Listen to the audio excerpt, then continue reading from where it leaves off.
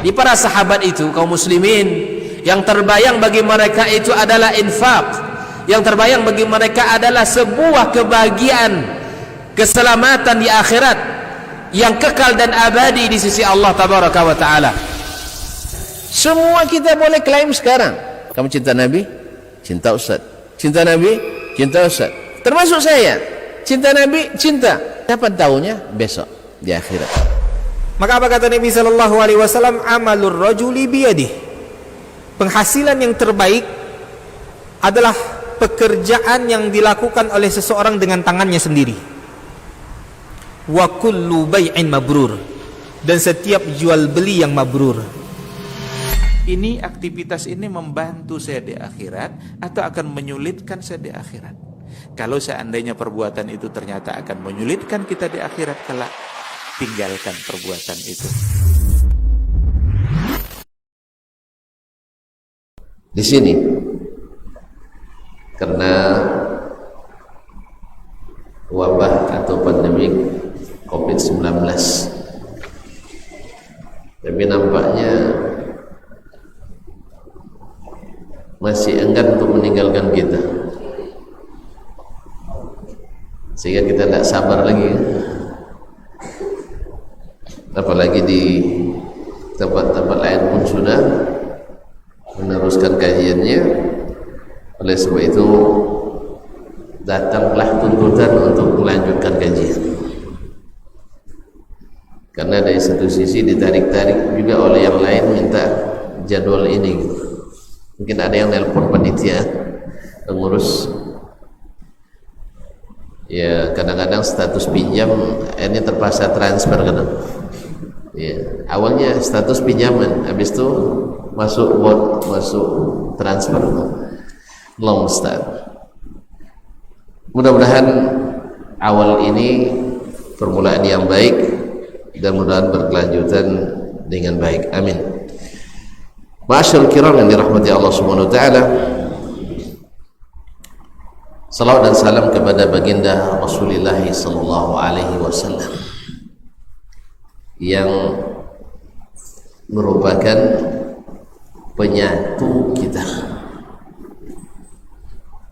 di bawah bendera as-sunnah. Sebab seperti kata Abdullah bin Abbas radhiyallahu taala anhu dan yang lainnya, diriwayatkan pula dari Umar, dari Ibnu Umar, bahwasanya Al-Quran itu multi tafsir, sedangkan as-sunnah adalah penafsirnya. Man hajjaka bil Quran fahajjahu bis sunnah fa innal Qur'ana zuwujuh. Siapa yang berhujjah kepadamu dengan menggunakan Al-Quranul Karim, maka jawab tafsirnya dengan as-sunnah an-nabawiyah, karena Al-Quran itu bisa mengandung banyak tafsir, sehingga tidak sedikit orang sesat karena salah tafsir Al-Quran, iya kan? Oleh sebab itu kita bersyukur kita punya Nabi alaihi salatu wassalam yang menyatukan kita insyaallah ta'ala. Walaupun masih ada yang setengah-setengah kembali ke Nabi, dan ada pula yang seperempat bahkan kurang dari itu, jadi belum sempurna. Mudah-mudahan kita dengan ilmu, dengan senantiasa berada di majelis ilmu, semakin ringan bagi kita untuk kembali kepada sunnah Nabi alaihi salatu wassalam, apalagi kita disebut dengan ahlu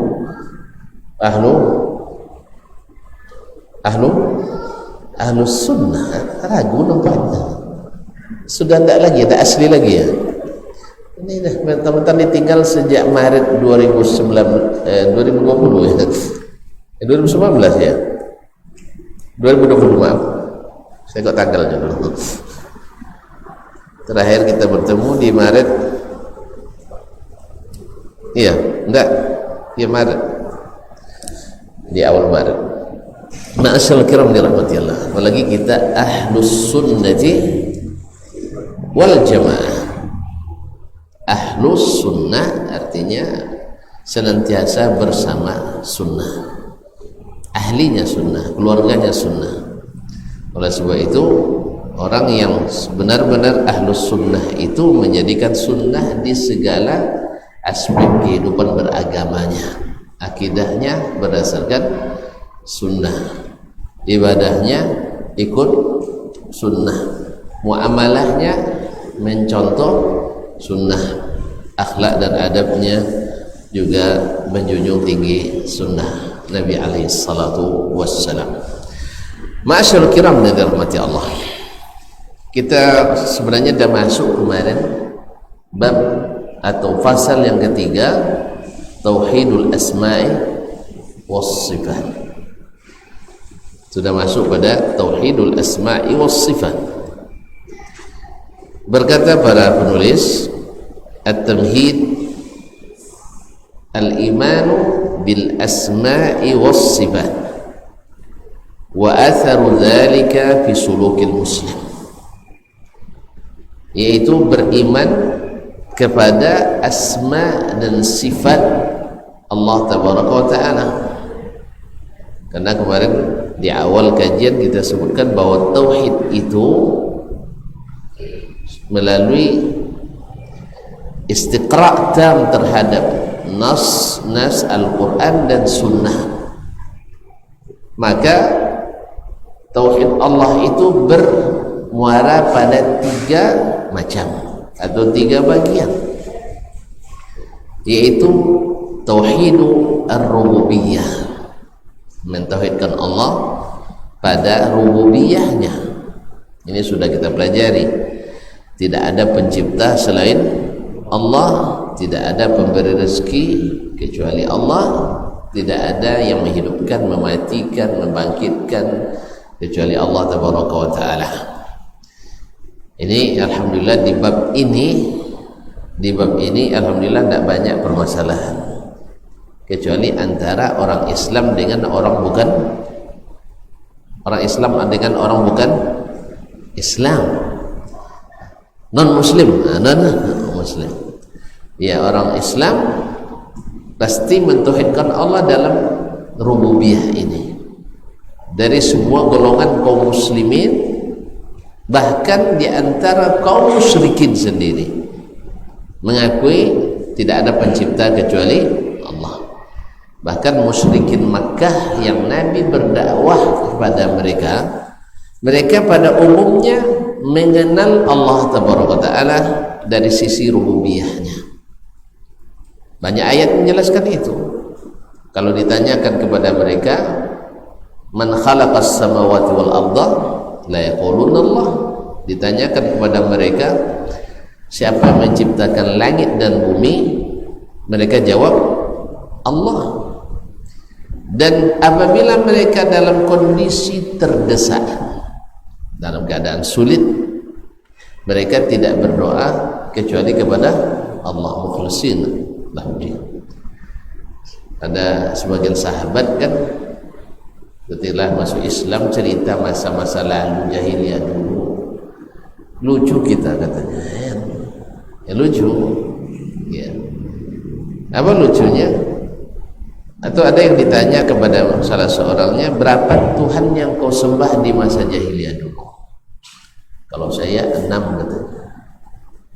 Terus berapa yang di langit? Berapa? 6? Berapa yang di langit? Berapa yang di bumi? Katanya yang di bumi 5, yang di langit 1. Jadi sebenarnya orang-orang jahiliyah dulu sudah diajarkan itu. Ma'asyarul kiram dirahmati Allah SWT, karena peninggalan Nabi Ibrahim alaihissalam masih ada sisa-sisanya. Buktinya mereka masih haji, mereka masih umrah dan seterusnya. Nah, bila dalam keadaan sulit, kamu berdoa ke yang mana? Dia bilang, saya berdoa ke yang di langit. Karena itu asalnya. Berarti mereka beribadah kepada yang di bumi ini sebagai, seperti yang mereka akui sendiri, ma na'budu illa liyuqarribuna ilallahi zulfa. Kami tidak menyembah mereka, cuma menjadikannya perantara antara kami dengan Allah Tabaraka wa Ta'ala. Jadi ibadahnya tidak langsung. Ibaratnya kita nak bicara dengan presiden, tak bisa langsung ke presiden. Itulah kiasnya. Itulah kiasnya. Padahal kias ma'al fariq. Makanya bila masuk bab kias di dalam tauhid nanti, maka akan terjadi banyak penyelewengan dan penyimpangan. Seperti yang kita bisa lihat nanti kaum muslimin dan muslimat yang dirahmati Allah Subhanahu wa taala. Yang kedua tauhid uluhiyah, yaitu beribadah hanya kepada Allah. Di sini banyak permasalahan. Terjadi penyimpangan. Makanya kaum muslimin dan muslimat dirahmati Allah Subhanahu wa taala, sehingga permasalahan tauhid uluhiyah pertama terjadi itu memang dari bab doa. Dari bab doa, sehingga Allah dalam Al-Quran menyebut doa itu dengan nama ibadah. Wa qala rabbukum wad'uni astajib lakum innal ladzina yastakbiruna an ibadati sayadkhuluna jahannama dakhirin. Rabbmu berkata, berdoalah kepadaku, karena siapapun yang enggan dan sombong tidak mau beribadah kepadaku, maksudnya berdoa, mereka akan masuk neraka jahanam dalam keadaan hina dina. Nah, syirik pertama terjadi sebelum Nabi Nuh diutus adalah akibat doa. Dengan doa. Makanya hati-hati dalam berdoa, karena memang syirik itu awal terjadi di permukaan bumi ini datang dari doa yang salah alamat. Doa yang salah berikan, harusnya langsung kepada Allah, tetapi kita pakai perantara berangsur, dan pasti akhirnya nanti kita akan meyakini bahwa perantara itu berpengaruh pada doa kita. Oleh itu kaum muslimin dan muslimat dirahmati Allah, makanya doa itu adalah ibadah. Jadi segala doa, segala ibadah kita mesti ada doa di dalamnya. Coba lihat, apapun ibadah pasti ada doa di dalamnya. Ma'asyarul kiram dirahmati Allah SWT. Salat, zakat, puasa, haji, itu semuanya mengandung doa. Ma'asyarul kiram. Nah, di masalah ini sudah kita banyak bahas kemarin. Dia banyak penyimpangan-penyimpangan, ya, seperti tawassul yang tidak disyariatkan, atau at-tiyarah, yaitu menganggap ada tanda-tanda kesialan. Kalau lalu gagak ada orang kan mati ni kan. Memang ada mati tiai kaum muslimin dan muslimat. Atau kalau unggi tobang ke kanan berarti nasi elok. Kalau nyan tabang ke kiri nasi buak. Ndak mau tabang. Ndak elok dah. Ndak buak ni. Subhanallah, nampak wang gilo, ndak jadi bini agor. Kau ndak can buntung dan sebagainya. Ini keyakinan-keyakinan yang tak berdasar dan berdalil sama sekali, yang menyebabkan kesyirikan kepada selain Allah Tabaraka Ta'ala. Ini alhamdulillah sudah kita bahas sampai masalah tanjim, beramal, berdukunan, orang tidak normal, kan paranormal, orang tidak normal, orang pintar, orang bohong dan sebagainya. Masyaallah kiram, sekarang masuk pada yang ketiga. Yang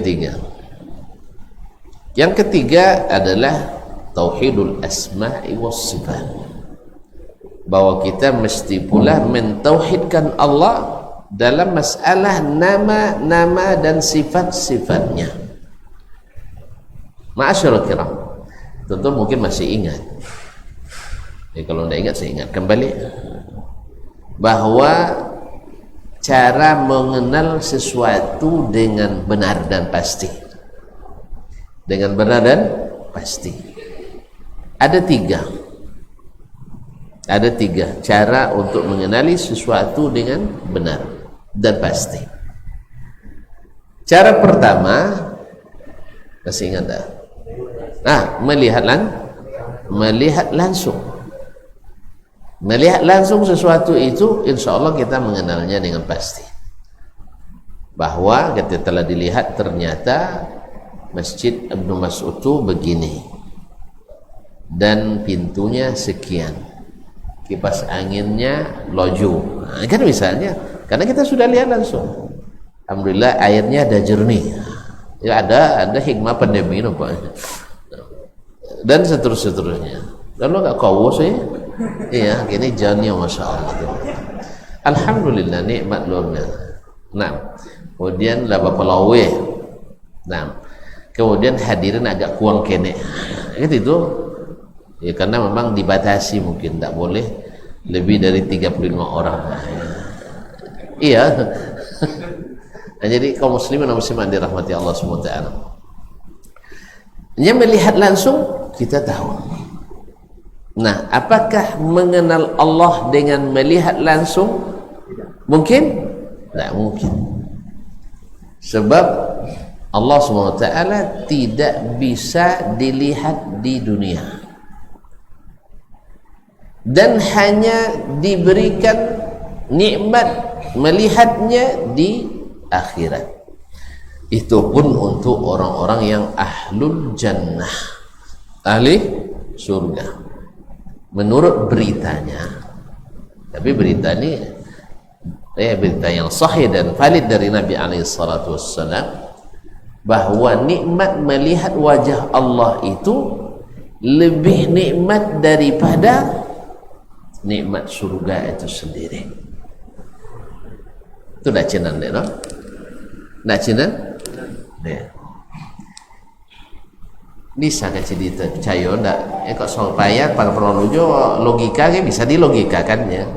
Tonton misalnya sedang asyik makan enak, ya lah, tengah lama kan, tiba-tiba datang uang dan awak sangat tunggu-tunggu dan cintai. Mana lewat wasojenya tu makan? Hah? Lo makan ya? Mati makan, masya Allah, mati makan, asli itu. Bahkan mungkin konyang langsung, ya kan? Jadi secara logika bisa terima. Ya, nikmat melihat. Innallaha jamil. Allah itu indah. Yuhibbul jamal, suka keindahan.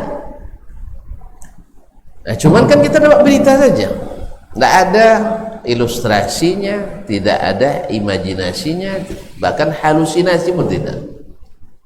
Tunggu nanti di akhirat. Kalau mau yakini ini syaratnya. Kalau yakin tak dapat nanti. Karena ini salah satu konsekuensi beriman pada Nabi, meyakini seluruh berita yang datang dari Nabi SAW.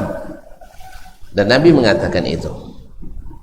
Nah, berarti melihat Allah di dunia tak mungkin. Berarti pendekatan pertama mengenal sifat Allah, asma Allah dengan cara melihat langsung tak bisa. Cara yang kedua untuk mengenali sesuatu dengan benar, yaitu melihat yang semisalnya atau yang sepadan dengannya atau yang replikanya, ya, yang bisa dianalogikan kepadanya.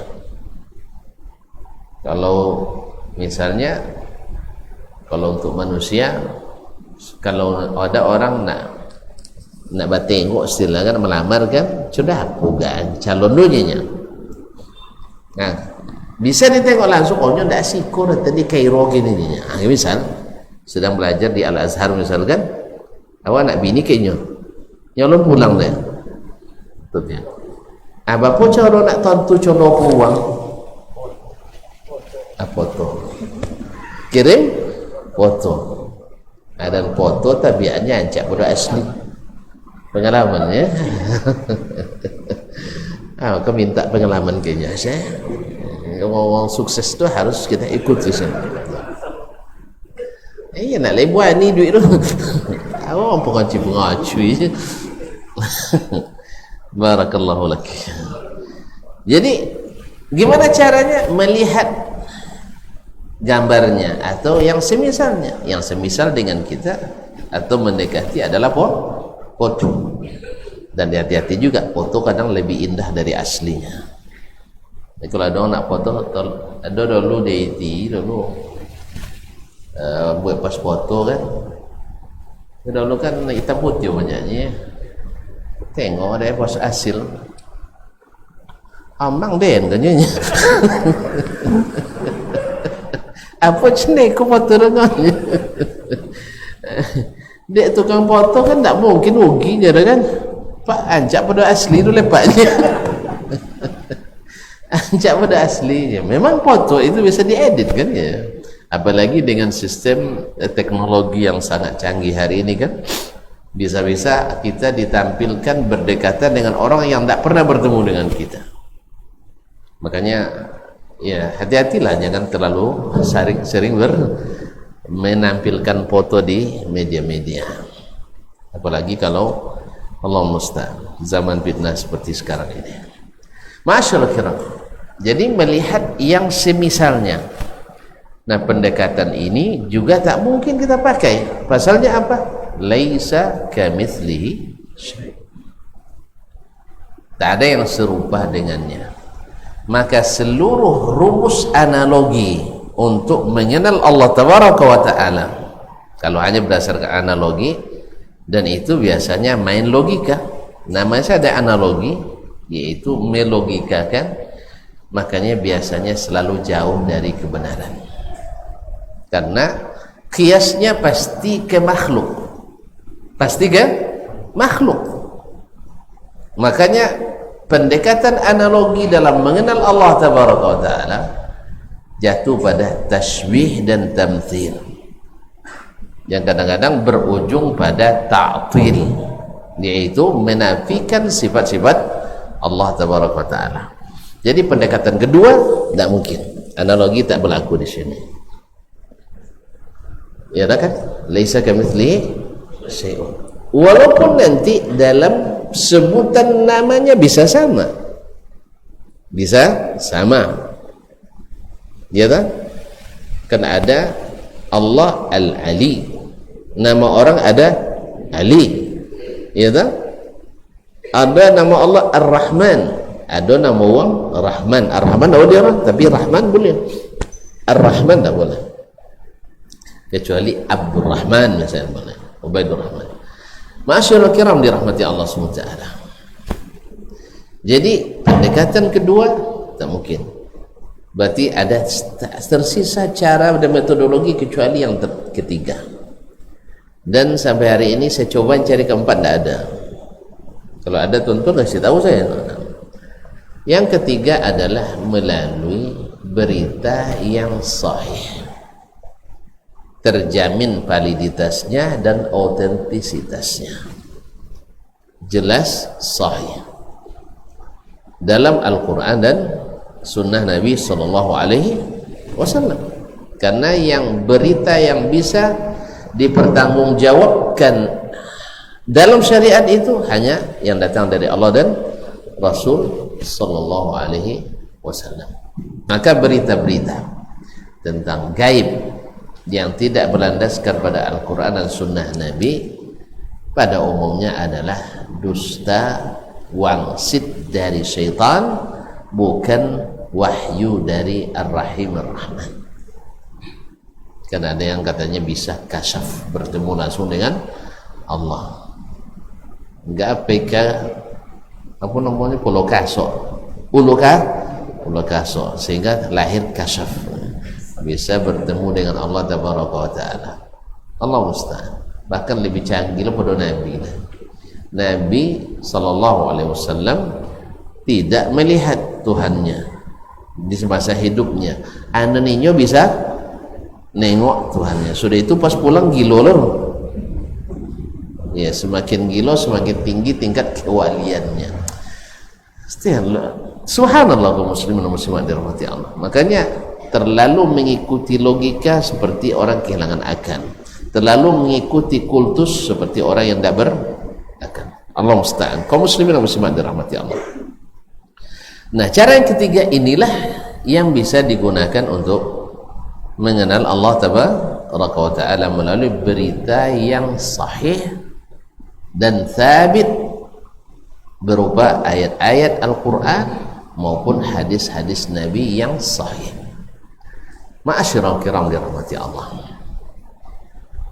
Oleh sebab itu Ahlus Sunnati wal Jamaah alaihim rahmatullah, bahwasanya mereka mengenal Allah melalui dalil-dalil Al-Quran dan Sunnah Nabi SAW. Itulah sebabnya mereka lebih dikenal dengan Ahlus Sunnah, karena selalu mengembalikan masalah kepada Sunnah Nabi SAW. Sebagian orang mengatakan kalau ikut Sunnah itu kaku beragama. Kaku beragama berarti harus campurkan Sunnah dengan non-Sunnah. Subhanallah, kaum muslimin dan muslimat dirahmati Allah. Tuduhan ini jugalah dulu yang pernah diarahkan ke Nabi SAW. Jangan terlalu kaku beragama itu, harus fleksibel lah. Yang diwaang, diyong, dan di kami lolun. Kan itu keinginan mereka. Yang di Nabi Muhammad SAW diongwong, dan di mereka tetap lalun dan laku. Mau Nabi SAW. Jadi kaum muslimin dan muslimat dirahmati Allah SWT. Nah, pendekatan inilah yang menjadi dasar kita nanti. Dan Ahlus Sunnah wal Jamaah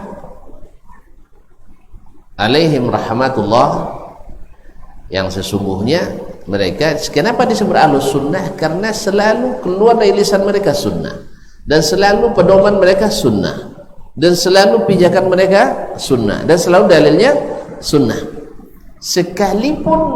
Sekalipun mungkin akal sebagian, kan ada akal sebagian tidak menerima ya, tapi akal yang sehat pasti tak akan bertentangan dengan dalil yang sahih. La ta'arudha bainal aqli sarih wal nassis sahih. Tak akan pernah bertentangan antara akal yang sehat dengan dalil yang sahih. Bila bertentangan pasti ada salah satu masalah. Bisa dalilnya yang tidak sahih atau akalnya yang tidak sehat.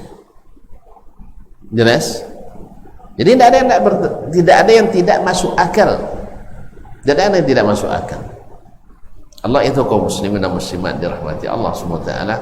Inilah cara kaum muslimin di awal Islam memahami. Dan ketahuilah bahwasanya Al-Quranul Karim dan As-Sunnah An-Nabawiyah ala nabiyina salawatullahi wassalamuhu alaihi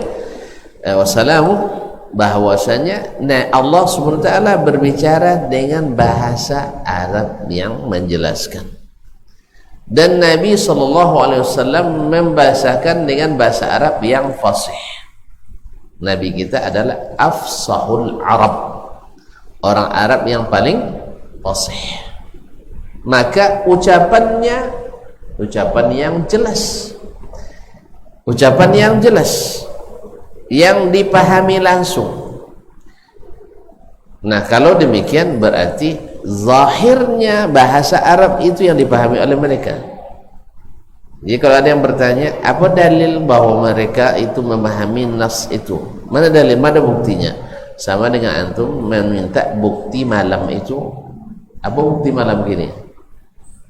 Nah, galap ya? Itu perlu malam bukti. Untuk 00 matang kini malam perlu bukti? Perlu bukti? Subhanallah. Kalau pokok asal lacon itu lah malam perlu juga bukti lah. Hah? Kan tak perlu dah.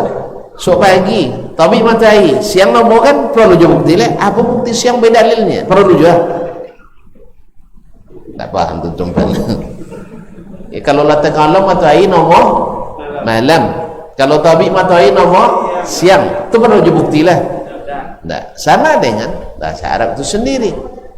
Asal muasalnya kalimat-kalimat Al-Quran, kalau dalam ilmu nahwu namanya al-kalam, sah? Terdiri dari kalam. Ada belajar nahwu tak? Al-kalam apa definisi? Wal lafzul murakkab dulu. Jangan lihat tak pandai nahwu.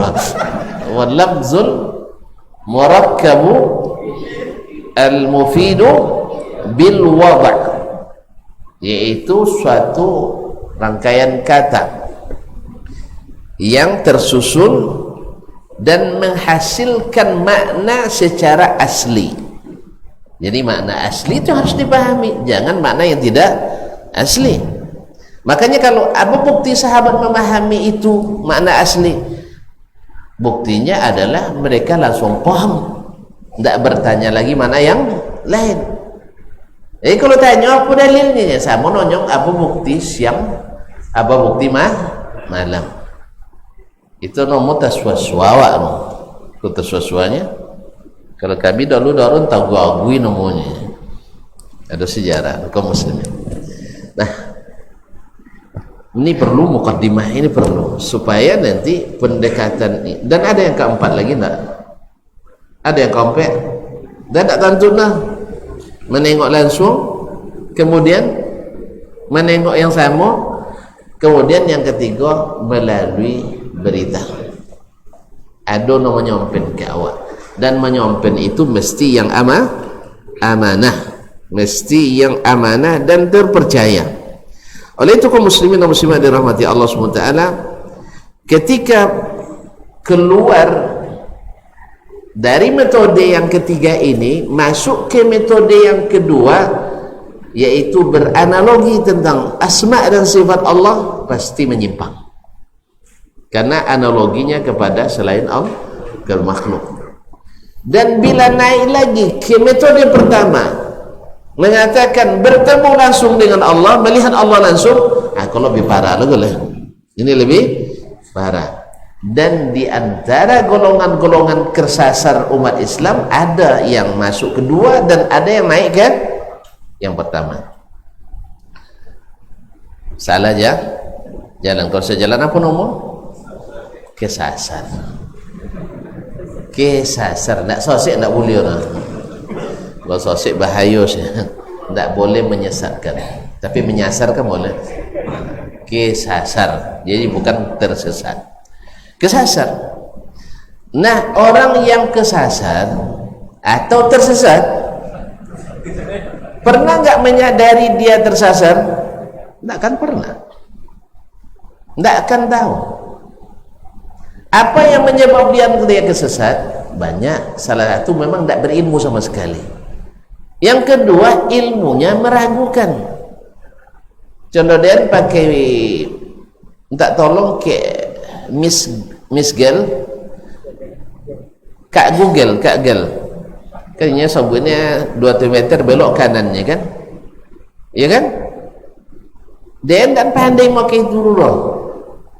Akhirnya alun muka suinya udah sampai dan lah belok. Jelas? Nah, kalau ada yang bimbing tahu nanti bisa, tapi kalau enggak tak selesai. Tentu dia dan selesai. Kalau tentu mau selesai. Nah, makanya kaum muslimin dan muslim, disitulah pentingnya tawasi bil haq wa tawasi bis sabr. Ada hikmah tu kaum muslimin kenapa disebut tawasi bis sabr?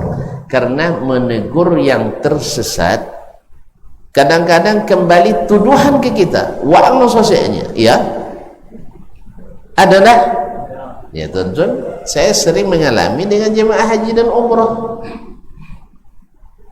Awak nak nunjuk jalan, kayaknya awak tu dua orang.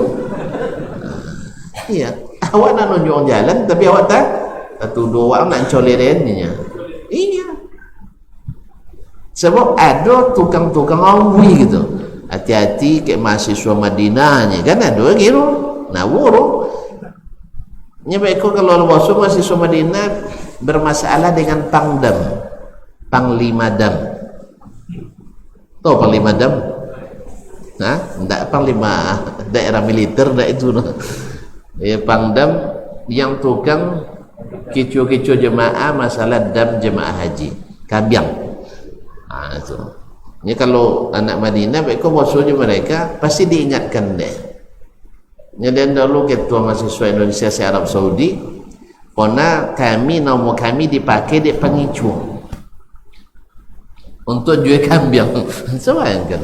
Arti nomor kami jual, yaitu forum silaturahmi mahasiswa Indonesia se Arab Saudi. Telepon dia nak buat apa namanya, ketua komisariat Makkah kan, Ustaz, ikut dong apa namanya, kop awak dipakai doang ni. Subhanallah, di fotokopi. Masyaallah kiram dirahmati Allah. Jadi ada sebab itu, awak nak nunjuk jalan kita selesai, awak kajian selesai dah. Allah musta'an. Biasa. Makanya tawasi bis sabar, harus sabar, jangan panik. Kemarin semakin kawan-kawan tak lah sekali panik panggil. Iya. Angit lagi tak ada bodoh golil. Jangan sampai angit tak ada bodoh golil. Itulah sudah sifat dakwah. Ya, orang yang tersesat ketika diingatkan, ini yakin tu jalan batu. Oh, mau bantah jawab. Oke ya. Kalau lah sampir-sampir lapor batu buaro. Tapi kalau le ustaz cik bantahnya kan. Tapi kalau sampir batu buaro. Nah, dokek si kolam ninya, indahnya, usah jalan situ. Tadi pagi lalu bos itu ninya. Wah yang kan? Ini tadi pagi, maksudnya bulan lalu. Allah musta'an. Lupanya. Jadi oleh sebab itu yang tersesat atau kesasar pada umumnya tak sadar dia tersesat. Anak sadar aja lah, tak langsung, tak langsung payah pulang, itu lain hal. Tapi pada umumnya tidak menyadari itu tersesat. Karena satu memang tak berilmu, yang kedua ilmunya ragu-ragu. Yang ketiga adalah terlalu suka banyak bertanya. Kalau banyak tanya sehingga jawaban tak sama. Jadi tuan-tuan kalau nak nanya hukum tanya ke ustaz, sudah itu tak puas somaranya tanya lu ke ustaz lain. Tambah tak puas kan. Ujung-ujung baik kau cen yang paling sah. Nampak yang sonang, tak paling sahih, nampak yang sonang. Akhirnya memang lama ngaji Ustaz Dasman lagi. Patwa tak kori sodornya. Lambui sodor. Ikut tak sodor tak bulio. Sodor dan haram ni kan. Nah, padahal tak ada sodor haram, makan haram. Dah bini. Tak tahu nak bini nyambut haram. Muslimin dan muslimat. Mencari haram. Kan tak je lah. Kan dah haram dah. Tapi entahlah datang juga kadang-kadang fitnah yang mengatakan sodo haram, sodo tak boleh. Subhanallah. Nah, kalau azan ni sodo tak boleh azan ni. Kau muslimin dan muslimat dirahmati. Apa capek apa tu di sini? Hah? Maksudnya itu. Tu apa jas awak sudahilah. Azan dulu sudah itu. Nah. Masya Allah. Siapa namanya? Hah? Zahid. Masalah motor. Oh ikah. Baik, jazakallah khair.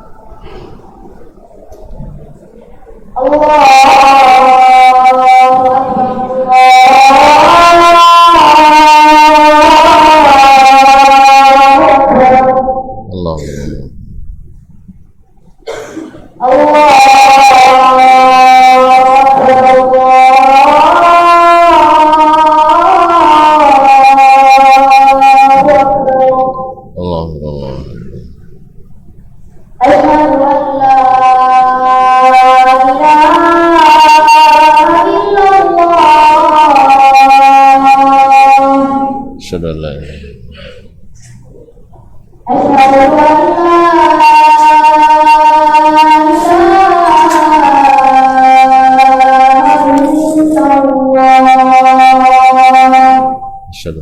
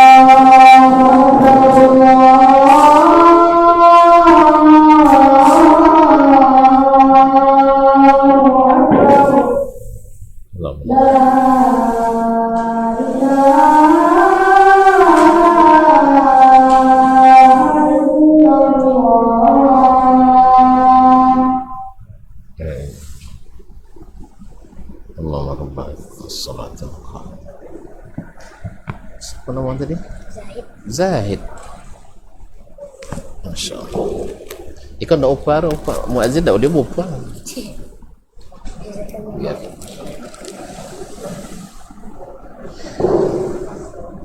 Masya Allah. Kaum muslimin dan muslimat yang dirahmati Allah SWT. Nah, saking pentingnya tauhid al-asma' was sifat, maka pembahasan kitab-kitab ulama tentang akidah selalu disertakan dengan al-asma' was sifat. Dan tidak sedikit pula golongan yang menyimpang dalam masalah ini. Di zaman as-salaf, sahabat dan tabi'in, mereka tidak banyak berdebat masalah ini karena mereka semuanya kembali pada Al-Quran dan Sunnah. Baru terjadi perdebatan berkepanjangan setelah datangnya ilmu-ilmu selain Al-Quran dan Sunnah. Maka sebenarnya masalah ini sudah ittifaq pada umumnya dan sudah ijma pada umumnya bahwa mereka memahami akidah itu dari Al-Quran dan Sunnah Nabi SAW. Tapi setelah lahirnya metode-metode dari golongan-golongan yang menyimpang dan orang-orang yang bersentuhan dengannya pasti terpengaruh dengannya, terpengaruh dengan cara itu. Karena sesuatu yang tidak dikenali di zaman Nabi dan para sahabat tiba-tiba sekarang dikenalkan dengan alasan lebih ilmiah. Sampai-sampai ada dulu pernyataan waktu saya belajar di pondok dulu, sering saya dengar as-salafu aslam, salaf itu lebih selamat, wal khalafu a'lam wa ahkam, dan khalaf itu lebih berilmu dan lebih hikmah. Ini tidak benar. Tapi dulu saya percaya itu karena belum ada dikomparasikan dengan manhaj itu. Sebab ini datang dari kaum khalaf. Kalau ikut salaf lebih selamat memang karena dalilnya jelas Al-Quran dan hadis. Tetapi ilmu mereka kurang karena tidak pakai analogi dan logika. Maka perlu ditambahkan logika menurutnya. Padahal yang benar adalah as-salafu a'lam wa ahkam wa aslam. Salaf itu lebih berilmu, lebih hikmah dan lebih selamat. Bagaimana pula orang yang sedikit ilmu lebih selamat daripada yang lebih banyak ilmu? Kan tak masuk dulu. Nan lebih tentu jalan, yang tak nan ada lebih tentu jalan, tak selamat dah. Nan kurang tentu lebih masuk. Kan dalu dan capek sampai lainnya. Wah, tentu jalan pada lain tapi dalu dan sampai ini. Masuk kaum muslimin. Jadi nanti selesai capek sampai pada ndak selesai. Allah musta'an. Jadi ini tidak mungkin. Makanya yang sahih adalah as-salafu a'lam wa ahkam wa aslam. Ini berdasarkan rekomendasi Allah dan Nabi SAW. Makanya Imam Ibn Rajab dalam kitabnya Fadlu Ilmi Salaf ala Ilmi Al-Khalaf menyatakan itu. Oh, karena mereka sedikit bicara, karena mereka sedikit menulis, lalu kita yang bukunya Masya Allah selama hari lebih hebat dari mereka. Kalau itu dasarnya, nanti kita bisa-bisa nanti mengatakan Imam Ash-Syafi'i lebih tahu dari Nabi SAW, karena Nabi tidak ada buku. Nabi ada buku? Ada nulis. Ya tak? Nabi tidak ada buku. Atau janjian mereka gara-gara dan bisa nulis satu kitab, hebatlah pada Imam Syafi'i yang nulis hanya puluhan kitab. Mungkin? Tidak juga. Oleh itu kaum muslimin dan muslimat, ukuran banyak tulisan sebenarnya karena kebutuhan. Dulu tidak perlu baca koran lah, yang tidak ada majukan di buku itu kan. Nah, masyaallah kiram, dulu orang baca korannya orang tidak suka isu. Kalau kini awak suka suku isu, tahu isu? Apalagi awak orang Indonesia kan bunyi cerita, adanya anekdot dulu kalau sempat ada perlombaan isu, apa namanya, kata lain dari isu yang kodok di televisi kan, gosip, dia pasti dapat sobeh hadiah. Tentu tak tentu kalian ini dapat dia kamu saya. Nah, boleh sate kuat tu sate penyasawannya. Ya kalau lebar. Apa sahaja mau cakap?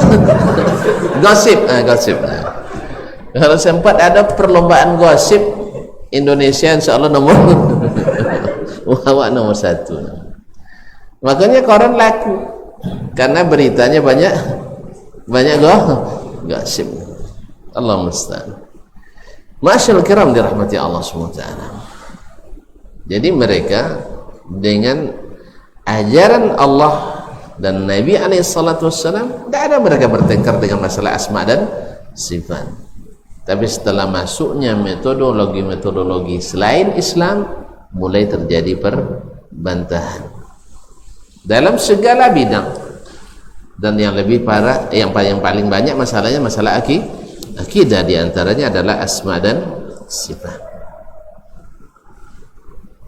Sehingga terjadilah main klaim bahwa awalnya dulu jelas sih ngaku kami khalaf, ini salaf sahabat para tabi'in dan yang semah dan mereka. Sekarang enggak, berubah lagi. Oh salaf ternyata hancak ya, makanya salaf itu contoh kami, tidak contoh kalian. Terjadi perebutan. Salaf itu contoh kami, tidak contoh kalian. Tapi ketika tunjuk kias salaf itu dapat perintah laksanakan, awak khalaf dapat perintah nyinyir. Presodom. Ma'asyarul kiram dirahmati Allah SWT. Dan tentu saja para ulama, kita kan terjadi banyak penyelewengan. Dulu belajar tauhid iko kan cukup pokok Al-Quran hadis selesai ya, karena alhamdulillah mereka dulu Al-Quran hadis itu adalah sesuatu yang tak bisa didustakan bagi mereka, tak bisa, itu makna yang ditanggung. Oke, dia tidak dibuat acuan-acuan ya, acuan-acuan lalu dimasuk Quran di hadis itu. Kalau tahu temo, kalau tidak termasuk diguncang-guncang Al-Quran dan hadis itu. Dianggap itulah pemahaman yang sahih, pemahaman yang sahih, karena dianggap itu sebagai natijah atau kaidah yang merupakan gabungan berbagai dalil, padahal tidak. Ma'asyarul kiram dirahmati Allah SWT. Maka para ulama pun terpaksa menulis banyak kitab dalam masalah ini. Setiap masa ada kitab-kitab baru, dan tentu saja sesuai pula dengan bahasa penulis waktu itu. Kalau orang tu koi serangan, koi lah tangkis, iya kan? Jadi ketika masalah lambut lah bahasa. Makanya di buku-buku akidah akan antum dapatkan nanti bahasa koi dan bahasa lambut. Itu karena berlatar belakang. Dulu ketika Khurasan yang sekarang masuk wilayah Iran sekarang, itu tak ada orang kecuali mengikut salaf dulu di situ. Akidah al-mutakallimin tak boleh masuk di situ. Ketika boleh masuk, maka ulamanya keras menentang. Makanya tidak ada yang namanya Khurasani mutakallim pada masa itu sampai akhir abad ke-5 Hijriyah. Iya, semuanya ahli akidah, ahli hadis. Nah, ma'asyarul kiram dirahmati Allah Subhanahu wa taala. Ini seperti yang disebutkan oleh beberapa penulis sejarah. Demikian juga di Yaman dulu. Di Yaman itu Masya Allah sampai abad ke-5 berakhir itu masih ahli akidahnya ahli sunnah wal jamaah, ahli hadis. Tak masuk itu, tapi belakangan baru masuk. Allah musta'an. Makanya buku-buku banyak bukan karena kita lebih hebat, tidak, cuman karena banyak yang rusak, perlu alat untuk memperbaikinya. Ya, dulu Nabi kan tak ada mustalah hadis kan, tapi yang kecil lah Ibnu Salah lebih paham mustalah hadis dari Nabi SAW. Sebab mereka lah yang mustalah itu, mereka lah yang usul fikih itu. Lalu kita mengambil istimbat daripada apa yang mereka lakukan. Jadi usul fikih itu lahir dari cara mereka mengambil hukum. Ilmu fikih itu lahir dari cara mereka istimbat hukum. Ilmu nahwu dari cara mereka mengucapkan kalimat bahasa Arab. Ilmu saraf juga seperti itu, balaghah dan sebagainya. Apa mereka punya buku? Tidak. Makanya ketika mengajar saya sampaikan, masa keemasan Islam itu kapan? Rata-rata bilang abad ketiga Hijriah, di masa Bani Abbasiyah. Salah besar saya bilang. Tonton mengikut apa yang dikatakan oleh orang-orang Barat. Ya, yang benar adalah masa keemasan Islam itu masanya Nabi Sallallahu Alaihi Wasallam. Karena masa itu puncaknya Islam, puncaknya keimanan, puncaknya kejayaan. Oh, tak banyak buku, tak buku pontiang, tak ilmu pontiang. Tak buku banyak dan pontiang ilmu. Kemudian tak ilmunya pontiang amal. Baru dikatakan seseorang itu berhasil di bidangnya. Kalau nya insinyur banyak sudah bangunan jembatan. Kalau nya ekonomi banyak dapat PT. Kalau nya jurusan pertanian pandai nanam lado. Ikon tak jurusan pertanian tapi lado sia daun. Ningion tak apa jurusan pertanian sia buah hijau daun. Kenapa? Kita belajar teori, definisi dia hafal definisi itu kan, sampai kuyak-kuyak baju juga dia hafal. Tak khawatir allado huwanya kan. Itu hafal definisi itu semua. Coba bawa ke kabun mana mulai pangku. Tentu saya bawa cara apa mananya main. Jadi kaum muslimin dan muslimat sama di jurusan agama pun juga seperti itu. Masya Allah, al hadisul marfu, ya kan? Ma rufi'a ila Nabi sallallahu alaihi wasallam. Iya. Sudah itu sebuah kitab hadis kayaknya. Mana marfu, mana mauquf kosannya. Itu enggak ada endorongnya. Jadi kadang-kadang kita sudah merasa ketika hafal definisi, ngajar mustalah, dan abang ngajar mustalah hadis 10 tahunnya.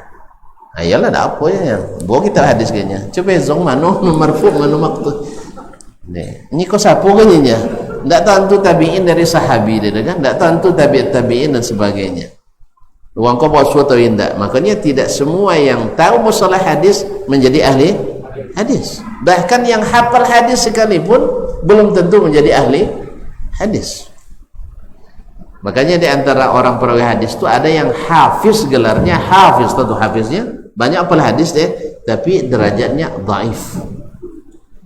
Bahkan ada yang juga matruk.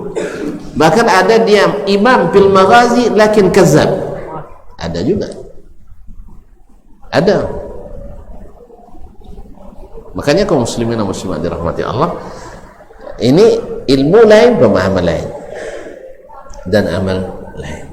Makanya zaman keemasan Islam itu zaman Rasulullah sallallahu alaihi wasallam.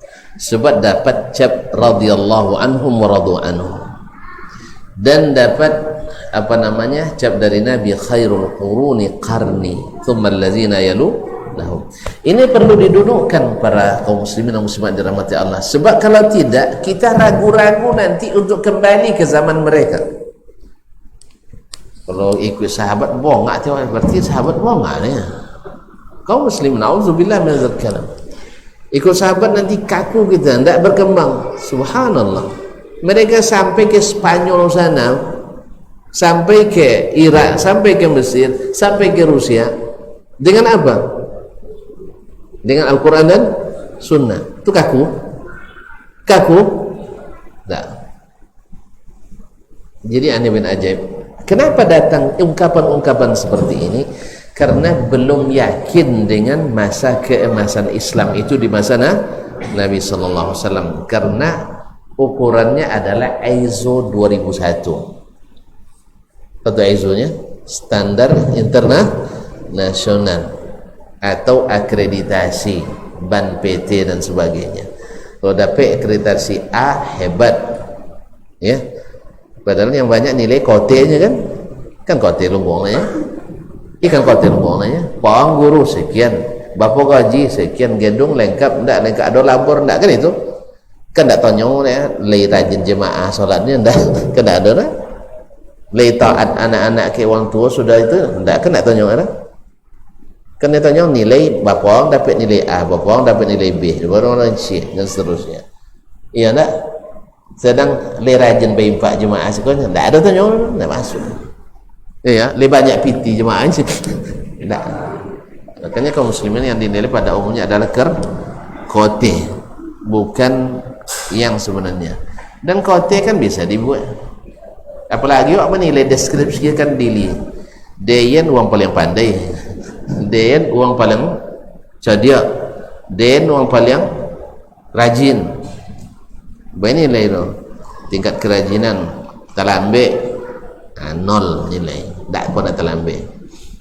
Tiba pas datang copek 5 nilai dari 5 bintang 5 dapat ini cuma nilainya sendiri.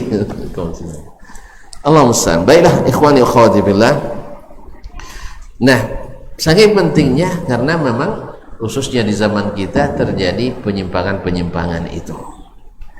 Untuk mengetahuinya, lihat saja bagaimana sahabat, apa pedoman mereka memahami asma dan sifat Al-Quran dan hadis. Ada mereka berselisih? Hampir tidak ada. Kalaupun ada, karena dalil belum sampai kepadanya. Dalil belum sampai kepadanya. Dan metode mereka sama. Bila berita sahih, mereka imani. Mereka imani. Allah musta'an. Kecuali hal-hal yang saat sangat nadir, sangat jarang. Misalnya dia masih meragukan validitas berita itu. Jadi sampai dia yakin dengan berita itu biasalah, seorang menerima berita harus hati-hati. Tapi setelah dia yakin kebenaran berita, dia yakini apa yang ada di dalamnya tanpa metode-metode lain yang diambil dari luar Islam lalu dinisbatkan sebagai metode Islam. Allah musta'an. Kemudian di sini para penulis menyebutkan inna lil imani bi asma'illahi wa sifati atharan 'azimah. Bahwa beriman kepada asma dan sifat Allah punya pengaruh yang sangat agung, sangat besar. Fi nafsil muslim, dalam jiwa seorang muslim. Wa tahqiqihi li ibadati rabbih, dan bagaimana dia bisa merealisasikan ibadah kepada Rabbnya. Nanti akan contoh nanti kan ketika kita beribadah kepada Allah tabaraka wa ta'ala, ketika percaya dengan asma dan sifat Allah tabaraka wa ta'ala, Allah maha besar, Allahu akbar, maha besar, besar zatnya, besar sifatnya, besar zat dan besar sifatnya. Nah, makanya mengimani itu sangat berpengaruh pada ibadah kita. Kalau seandainya kita tahu bahwa hanya Allah yang berhak diibadati, yang lain tidak, maka kita akan selamat dari segala bentuk ketergantungan kepada selainnya. Innallaha huwa Allah al-wakil, yang maha mengurus kita, maka kita tidak perlu minta diurus oleh yang lain. Serahkan urusan kita kepada Allah Subhanahu wa ta'ala. فمن آثارها تلك المعاني التي يجدها العبد في عبوداته القلبية التي تثمر التوكل على الله تعالى والاعتماد عليه. Di antara berpengaruhnya adalah makna-makna yang dirasakan oleh seorang hamba dalam ubudiyahnya, dalam ubudiyah kalbinya, hatinya kepada Allah, yang membuahkan tawakal kepada Allah semata dan hanya menyandarkan masalahnya kepadanya. Wa hifdzi jawarihi, dan terjaganya anggota tubuhnya. Wa khatarati qalbihi, dan segala bisikan-bisikan hatinya. Wa dhabti hawajisihi, dan menahan keinginan-keinginan pikirannya, hatta la yufakkira illa fi ma yardallahu ta'ala, sehingga dia tidak berpikir kecuali sesuatu yang Allah ridai. Makanya dengan percaya pada asma dan sifat, kita akan lebih tawakal, lebih menjaga diri, bahkan pikiran kita sendiri tak digunakan kecuali berpikir pada yang diridai Allah tabaraka wa ta'ala. Wa yuhibbu lillah, dan dia akan mencintai karena Allah, wa fillah, dan di dalam syariat Allah. Bihi yasma, dengannya dia mendengar, wa bihi yubsir, dan dengannya dia melihat, wa ma'adzalika huwa wasi'ur raja, bersama itu dia sangat luas harapannya kepada Allah, wa hasanudz dhanni bihi, dan selalu berbaik sangka kepada Allah. Dia berbaik sangka kepada Allah Tabaraka wa Ta'ala, bahwa dalam setiap musibah pasti ada hikmah, dalam setiap kesulitan pasti ada kemudahan yang Allah berikan, karena dia yakin bahwasanya Allah Tabaraka wa Ta'ala maha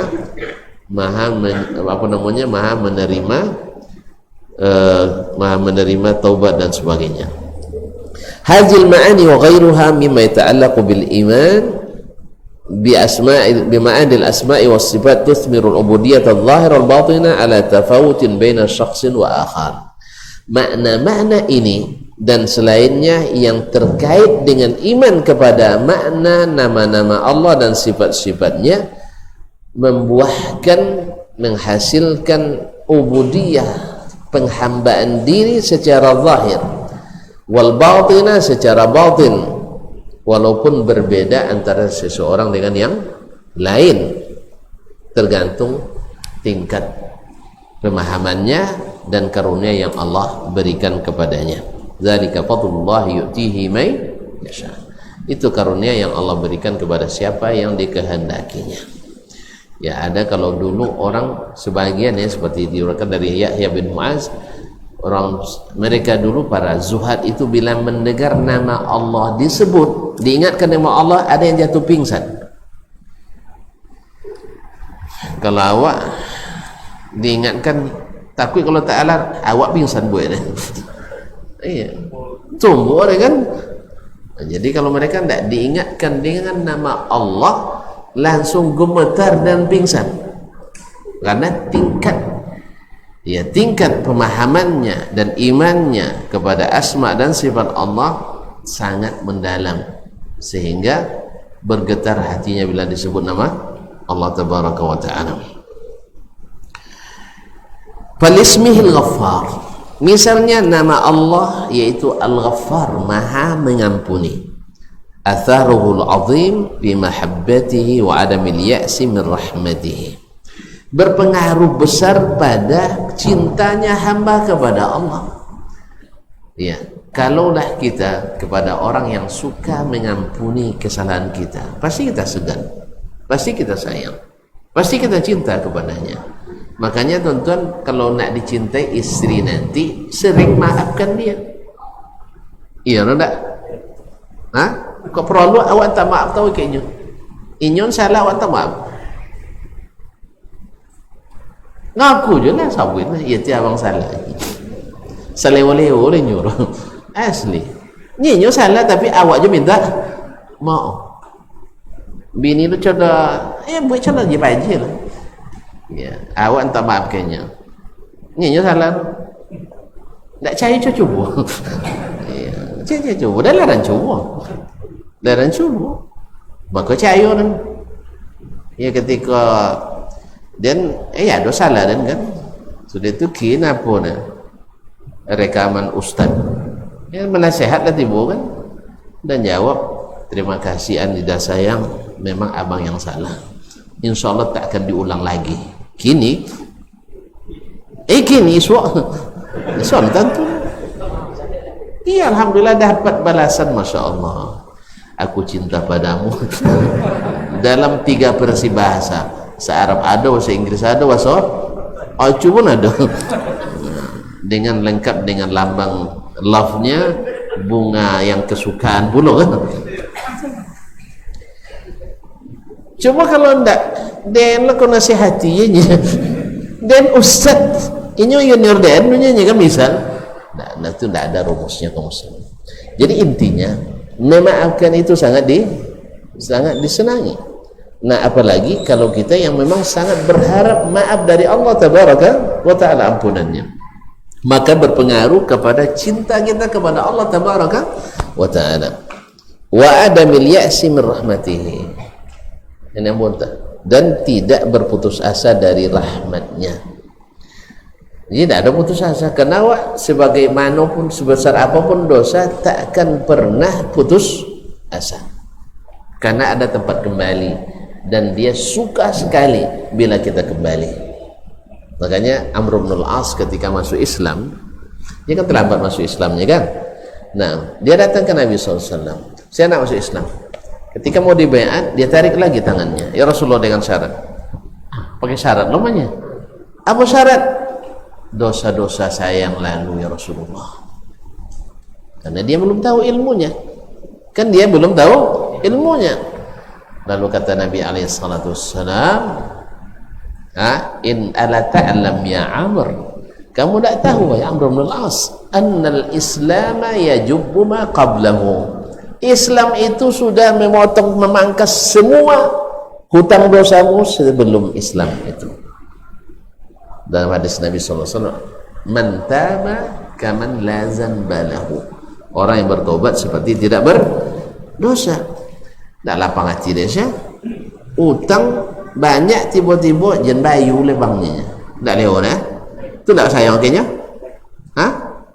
ini tak lewat nengoknya, pasti kita akan sayang kayaknya, cinta. Sudah itu buat utang dia, san dimaafkan sedihnya kan. Allah musta'an. Ya, kan ada jenis itu. Setiap hutang dimaafkan, setiap hutang dimaafkan. Lewole hutang tahu. Makasan mati tengah hutang. Allah musta'an. Nauzubillah. Wal ismi syadidul iqab. Dan nama Allah syadidul iqab, dahsyat hukumannya. Atharul kabir bi khasyatihi, berpengaruh besar pula pada rasa takutnya kepada Allah tabaraka taala, wa adamil jur'ati ala maharimi, sehingga tidak berani melangkahi yang diharamkan Allah tabaraka taala. Makanya orang-orang dulu kaum muslimin, di sini istimewa as-salaf itu, tidak pun haram mereka berusaha menjauhinya. Apa pasal? Sebab takutnya tadi, karena Allah iqabnya besar. Coba lihat seorang sahabat pakai cincin emas, lalu diambil oleh Nabi, dibuang. Boleh nggak diambil secara hukum fikih? Boleh. Kan dia makai, tidak boleh. Tapi diserahkan ke istri boleh kan? Atau ke calon, ya mana tahu calon kedua katanya. Nah, calon istri kan boleh. Atau dijual boleh. Sah. Tapi apa dia bilang? Wallahi la akhu. Sahabat bilang, ambillah. Ya secara hukum tidak ada salah. Tapi dia bilang, wallahi la akhudhu syai'an tarahahu anni Rasulullah SAW. Demi Allah, saya tak ambil lagi sesuatu yang dibuang oleh Nabi dari tangan saya. Tak ada. Begitulah warak mereka. Ya, karena marahnya Nabi, marahnya Allah tabaraka wa ta'ala. Begitulah. Ya, as-salaf itu kaum muslimin. Kalau kita kan enggak bongak-bongak wacu ndak bambiurnya. Enggak ada ulama yang mengatakan sahabat itu bongak, enggak ada. Nah, makanya enggak ada istilah beragama mengikut sunnah itu kaku, enggak ada. Justru itulah yang fleksibel. Karena yuridullahu bikumul yusra wa la yuridu bikumul usra. Kalau ada sebagian personal yang cinta sunnah itu yang kaku, sebenarnya bukan sunnahnya yang kaku, pengetahuannya tentang sunnah yang masih kaku. Itu aja masalahnya, sehingga dia tidak berilmu. Makanya belajarlah terus, jangan jangan terlalu sensitif membantah sesuatu yang kita tidak ketahui. Itu masalahnya. Asal tak tentu tidak ada ilmu, salah juga, tidak boleh. Tetapi kalau saya tidak tahu, saya tak ikuti, itu boleh saja. Apa nak kau jongkok? Misalnya apa ayu zoranya? Tidak ada dalam sunnahnya. Ikut sunnahnya. Apa bukti kan itu kan? Itu boleh, hati-hati. Apa tidak ziarah kubur menjelang puasanya Ramadan kan? Adalah ziarah potong 3 kali, lumayan aja kan? Ya. Atau calah tontonlah dulu deh nanti. Pokoknya bukan dikhususkan. Sebab mengkhususkan aku tidak tentu dalilnya. Walaupun aku suka ziarah ya kuburnya. Kau muslimin dan muslimat, apalagi kami dulu darun kiai lalu ke kubur. Nyampe mandi lalu ke kubur kan. Allah musta'an. Tapi mandi baik. Apa mandi kan ketopian. Kan ketopian mandi dulu. Nah, Tiai lalu dikubur. Kadang kalau lama-lama lah ketakutan lagi kan. Kawan kodok nampak antur ya, tak pernah alhamdulillah. Ya, subhanallah, untung tak pernah nampak ini. Ya. Gak tahu antur depan aku ini kan. Kaum muslimin dan muslimat dirahmati Allah. Wa hakaza li asma'il ukhra wa sifatihi atharu bihasabi dalalatiha al-mutanawwi'ah. Demikian pula nama-nama Allah dan sifat-sifat yang lain. Kalau itu diyakini akan berpengaruh pada ini. Ya, kalau misalnya Allah indah, suka keindahan, pasti kita tidak akan tampil kecuali dalam kondisi yang seindah yang kita bisa. Imam Abu Hanifah rahimahullah ta'ala pernah satu hari terdengar murid-muridnya berbisik-bisik. Imam Abu Hanifah itu kan selalu tampilnya penuh gaya gitu. Artinya selalu pakaiannya baru, servis dan trendy gitu. Apa trendy tau apa yang nomor? Bajunya pokoknya ya styling. Selalu bajunya karena beliau adalah saudagar besar, imam besar dan saudagar besar, penjual kumas. Apa murid-muridnya bisik-bisik, tapi enggak ada Imam Hanifah. Kalau ciniku siawak ke awak tampil pastinya solat malamnya lebih gaya pada kolanya. Kosan sebelum itu Imam Abu Hanifah karena duma tak segaya itu roh. Iya, tak segaya itu roh. Subhanallah, mendapatkan itu rasanya dapat ilmu yang luar biasa dari murid tadi. Gitulah seharusnya orang-orang beriman itu. Ya, jangan delong aja, tidak ada cerita. Akhirnya sejak itu Imam Abu Hanifah tidak solat malam kecuali ganti baju. Tiap malam baju bau. Tak boleh? Kan bolehnya? Alhamdulillah. Contoh awaknya bau tang letih air dah isyarat. Kayaknya kan tinggal ambil aja lah. Piti banyak. Pitinya banyak. Makanya dia ustaz-ustaz kan ancak juga. Ancak juga kayu. Cuman tu dia kalau lah kayu lah payah. Kalau piti tu salah. Allah mustahil. Kaum muslimin dan muslimat dirahmati Allah SWT. Jadi karena dia tahu Allah itu suka jamal, maka dia tampil dengan indah-indahnya. Nanti ketika kita lihat ada yang tidak rapi, tidak bersih, ingat kita Allah suka kebersihan dan kerapian, kita rapikan langsung. Kita rapikan. Tidak perlu marah-marah. Kadang sebagian orang kan nampak rapi, marah-marah. Tidak. Dirapikan saja. Ma'asyarul kiram dirahmati Allah SWT. Kemudian atau adalah itu betul fi nafsil muslim wa istiqamati ala syar'illah, dan istiqamahnya berpengaruh pada istiqamahnya dalam syariat Allah, bal wa tahqiqi mahabbatihi fil qulub, bahkan dalam merealisasikan cintanya di dalam hati, allati hiya asasu sa'adatil muslim, yang hati itu merupakan pondasi kebahagiaan seorang muslim fid dunya wal akhirah, di dunia dan di akhirat.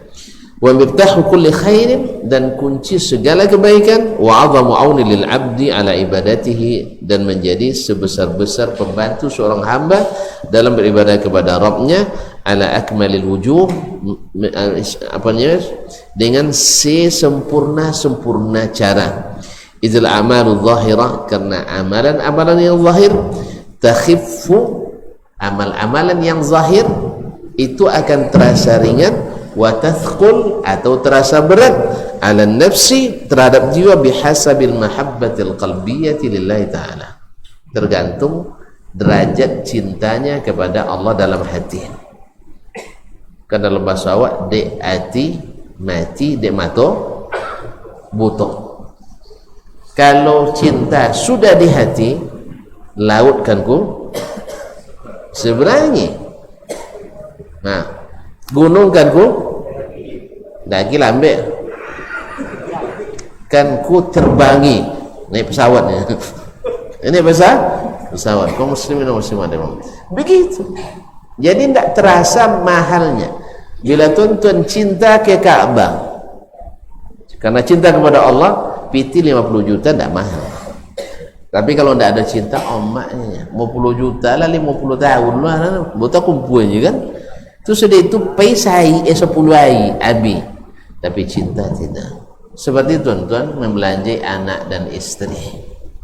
Kalau cinta sedang bersemi, ambil lebih punak nionya.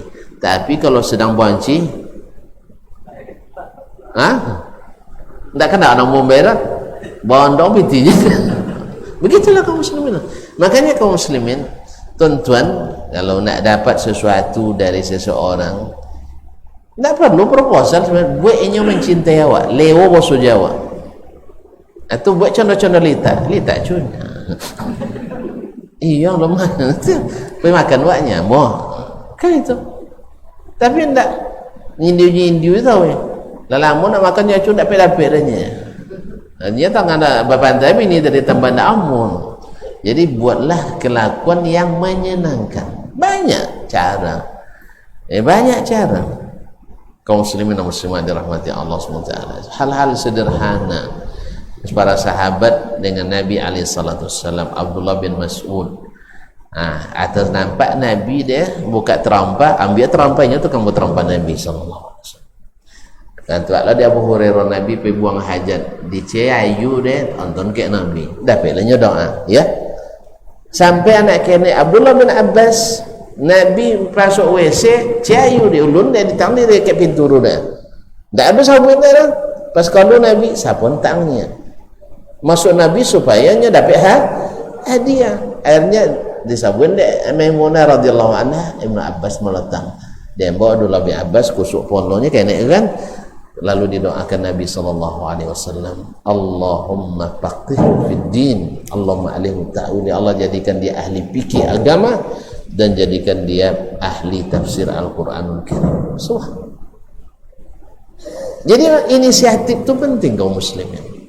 Ya, kalau kita ingin mendapatkan cinta dari istri misalnya, nampak kain alun basah, dah apa cik motonya kan cik motonya langsung ngeng kan, itu 50 minit lah sudahlah. Kalau nayu drain nopo kan, tengok kampus apa drain ya, tengok kampus mana, okasan tumpang ayu, tumpang ayu sudah itu gantilah ya, nyawa masa itu bayar ya tak? Litak awak pada memboinya nya tengah sakit kan atau tengah apa, gorengnya talu kan sanangnya goreng tak pandai goreng talu akan ada talu itu ambil ke telepon kan tinggal go putnya. Jadi sebenarnya kamu hal-hal sederhana itu kadang-kadang kalau dilakukan, bahkannya Allah SWT dia tidak ingin memberatkan kita. Bahkan ahabbul a'mali ilallahi adwamuha wa in qalla. Amalan yang paling cintai Allah yang paling sering kita lakukan. Karena cinta kepadanya kita lakukan terus walaupun sedikit. Misalnya tuan-tuan, zikir selesai salat harus sempurnakan terus. Sebab siapa yang baca ayat kursi setiap selesai salat fardu, tidak ada jalan, tidak ada lagi penghalangnya masuk surga kecuali mati. Dia bayangkan, selesai kita sholat misalnya isya nanti, tidak lupa baca ayat kursi, mudah-mudahan mati masuk surga. Subhanallah. Nah itu kita, hal-hal yang menyenangkan Allah itu kita ini kan. Siapa yang berwudu sebelum tidur seperti wudu salat, lalu dia tidur miring ke kanan, lalu membaca Allahumma aslamtu wajhi ilaika wa fawtu amri ilaika wa alja'tu dhahri ilaika raghbatan wa rahbatan ilaika sampai amantu bi kitabika allazi anzalta wa nabiyyika allazi arsalta. Kata Nabi SAW, man mata min lailatihi mata alal Islam. Siapa yang mati malam itu dalam tidurnya mati dalam keadaan Islam, berarti husnul khatimah. Nah, ini kalau kita rutinkan akhirnya membuat Allah semakin mencintai kita, dan kita pun dengan cinta, karena hati mati karena mata buta, ringan. Beliau buktinya kawan yang selalu menyenangkan kita, ingat nolongnya kan, iya, tidak minta lagi lah tambahin. Tapi kalau selalu nyusang awak, ya, nawa pun minta tak tambahin. Makanya rezeki kita kadang, rezeki kita sedikit mesti ada hubungannya dengan sedikit sebanyaknya ada hubungannya dengan cinta Allah kepada kita. Allah mudahkan, wa yarzuqu min haitsu la yahtasib. Tapi ini untuk orang beriman. Ada orang tak beriman diberi juga, berarti istidraj. Istidraj sebagai pancingan. Kalau itu kaum muslimin dan muslimat dirahmati Allah, nah mengimani sifat-sifat Allah dan asma-Nya Allah tadi, menanamkan itu pada jiwa kita sehingga kita membuat semakin cinta kepadanya. Dan bila cinta itu sudah membara di dalam hati dan sudah terikat dalam hati, maka ringan beratnya amalan tergantung pada itu, karena dorongan hati itu luar biasa. Baik, fa ikmalul amal wa tahsinu ala ma aradallahu manutun bil mahabbatil qalbiyyati lillah, maka menyempurnakan amal dan membaikkannya sesuai dengan apa yang Allah inginkan, tergantung kepada cinta hati kita kepada Allah tabaraka wa taala. Misalnya musim haji lah, misalnya orang yang cinta kepada Allah, kan ada istilahnya kalau disembelih dam jodoh dam tadi kan bantai sebelum haji muat tadi pontir wonten ndak ge sebagian ndak ge kan. Tapi kalau boleh dan dibantai setelah haji di hari-hari raya dan nahar dan tasyrik, mahal. Orang yang cintanya kepada Allah, dia ambil yang paling sempurna. Karena disembelih sebelum haji itu sebagian besar ulama mengatakan tidak sah. Yang kedua, barang buah tentu mutu tidak anjak. Dia ingat Nabi SAW yang paling mencintai Allah, kalau berkorban itu dengan bi kabsyaini aqranaini amlahaini, dua kabs, apa kibas ya, yaitu kibas yang bertanduk, berarti cukup umurnya, amlahaini yang licin badannya. Apa dia licin? Sempurna makan, melintin pawi atau melintin baisi daging. Kalau baisi daging mahir itu buah mahir, dan itu terasa ringan oleh orang yang mencintai Allah Taala, dan terasa berat bagi yang kurang cinta pada Allah. Jadi kalau nak tahu berat ringannya amal, ukur cinta kita kepada Allah Taala. Jelas? Tapi kalau tekanan cek kunyang yang tekanan kan satu ruang, kalau boleh ekor tidak 50-nya. Kalau kini 250 asal Ta'ala kan maha menerimanya. Kan tidak berikutkan ilmu lagi. Padahal Nabi SAW mengajarkan kepada kita bahwa menyembelihnya setelah hari nahar dan seterusnya.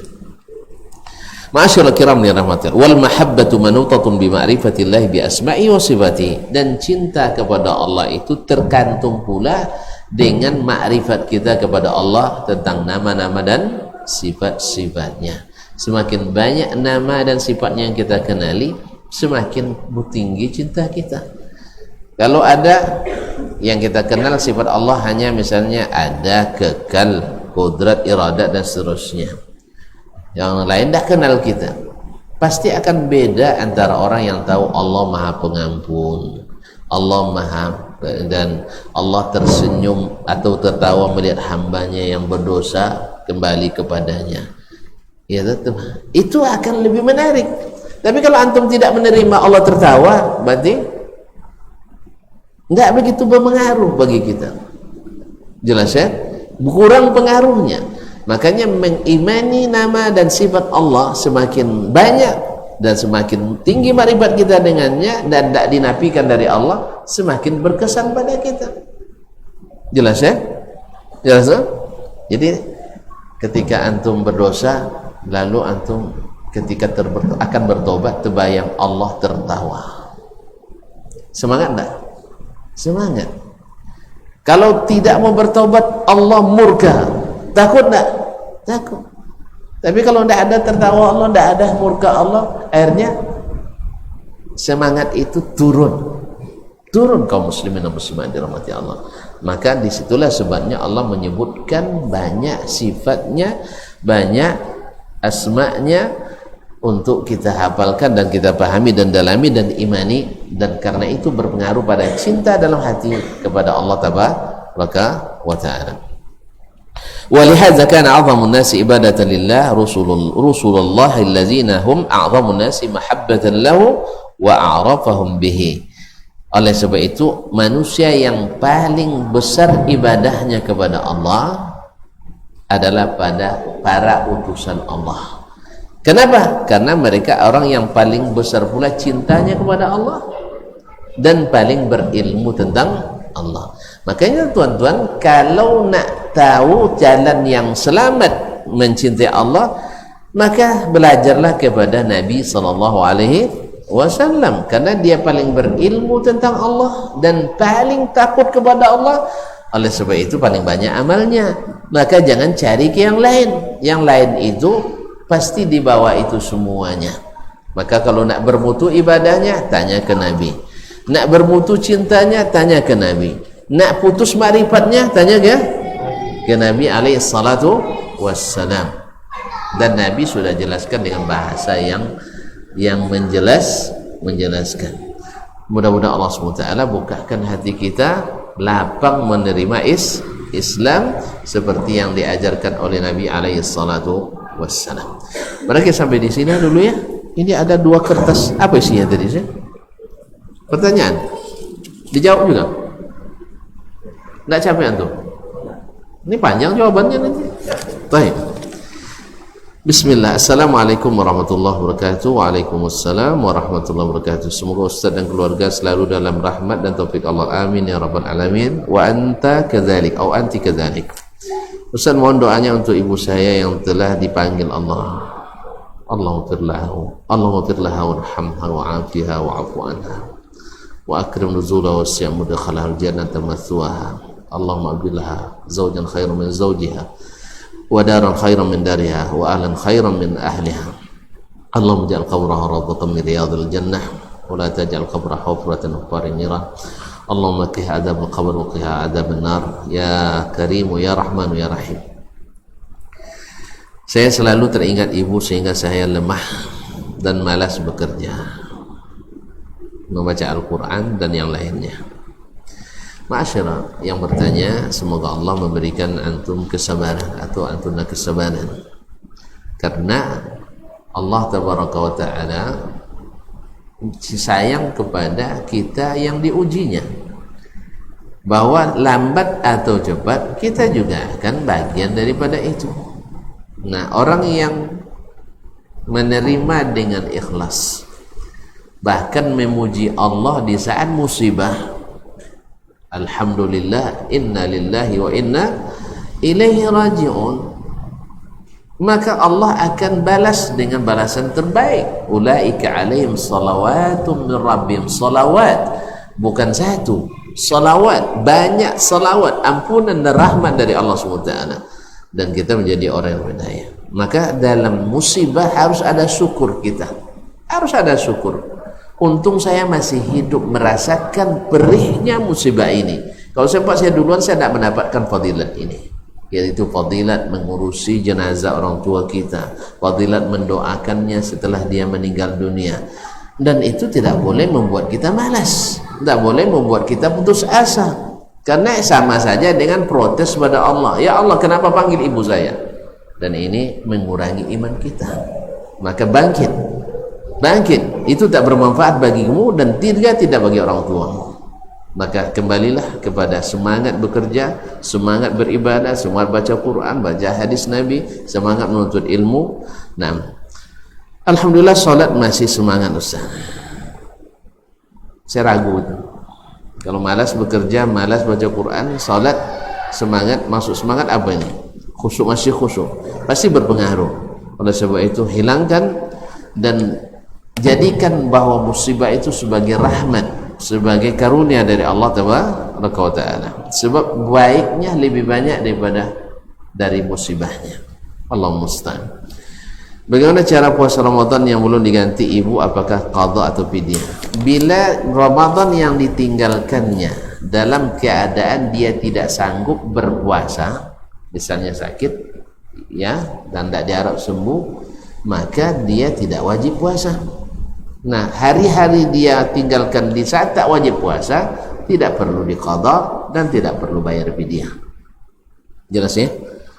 Tetapi bila dia di hari sehatnya meninggalkan puasa, dia meninggalkan puasa padahal dia masih sanggup, maka ini boleh diqadha. Man mata wa alaihi shaum yasumu anhu ahluhu.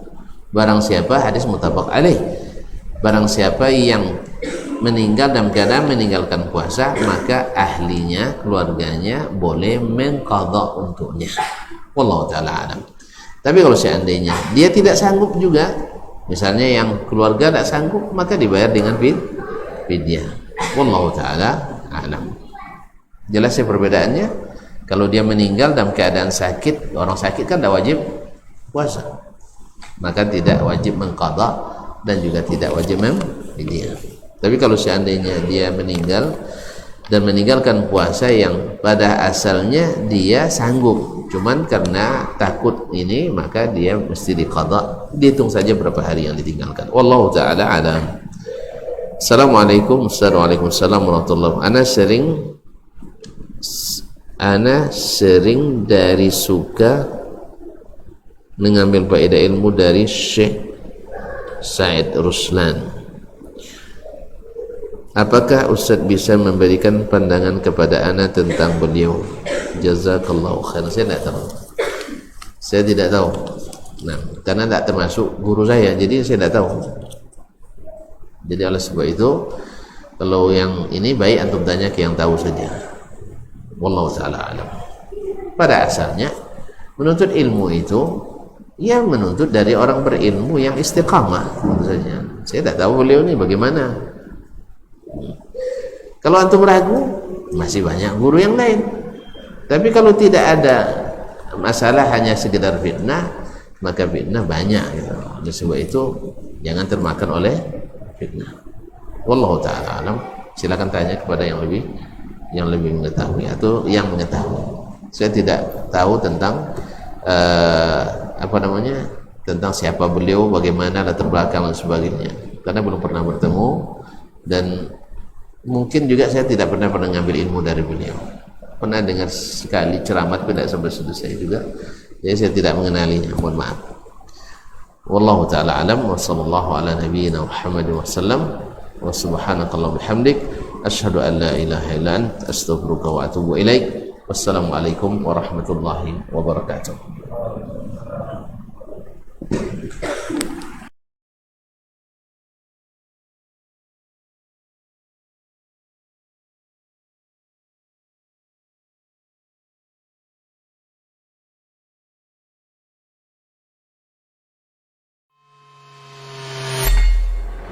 Di para sahabat itu, kaum muslimin, yang terbayang bagi mereka itu adalah infak, yang terbayang bagi mereka adalah sebuah kebahagiaan, keselamatan di akhirat yang kekal dan abadi di sisi Allah tabaraka wa taala. Semua kita boleh klaim sekarang, kamu cinta Nabi, cinta Ustaz, cinta Nabi, cinta Ustaz, termasuk saya, cinta Nabi, cinta. Dapat tahunya besok di akhirat. Maka apa kata Nabi sallallahu alaihi wasallam? Amalur rajuli biyadihi. Penghasilan yang terbaik adalah pekerjaan yang dilakukan oleh seseorang dengan tangannya sendiri. Wa kullu bai'in mabrur. Dan setiap jual beli yang mabrur. Ini aktivitas ini membantu saya di akhirat atau akan menyulitkan saya di akhirat? Kalau seandainya perbuatan itu ternyata akan menyulitkan kita di akhirat kelak, tinggalkan perbuatan itu.